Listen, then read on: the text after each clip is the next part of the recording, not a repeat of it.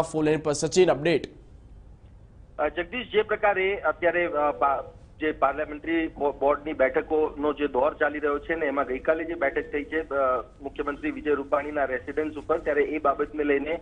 કોંગ્રેસના જે કાર્યકર દ્વારા જે છે એ ઇલેક્શન કમિશનને ફરિયાદ આપવામાં આવી છે અને એમાં આક્ષેપ કરવામાં આવ્યો છે કે આ જે મીટિંગ છે એક સરકારી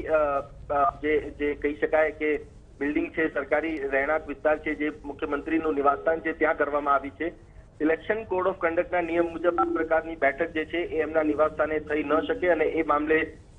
કાર્યવાહી કરવા માટેની જે અરજી છે અરજી આમાં આપવામાં આવી છે। જો કે ભાજપ તરફથી પણ આ મામલે પ્રતિક્રિયા મળી છે અને ભાજપે કહ્યું છે કે આ અગાઉના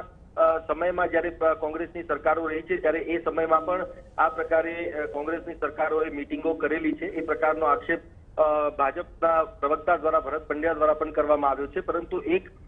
જ્યારે બંને તરફી જે છે ઇલેક્શનનો માહોલ અત્યારે જામ્યો છે અને એવામાં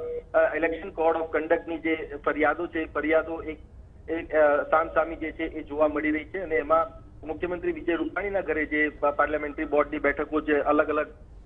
લોકસભા સીટોને લઈને ઉમેદવારોના ચયન માટેની છે ત્યારે એ બાબતની જે છે એ ફરિયાદ ઇલેક્શન કમિશનમાં કરવામાં આવી છે, જેમાં પંચમહાલ, ભરૂચ, વડોદરા, છોટાઉદેપુર, વલસાડ, નવસારી, બારડોલી, સુરત, આણંદ અને ખેડાની બેઠકોની સમીક્ષા હાથ ધરવામાં આવી હતી। સચિન, આભાર।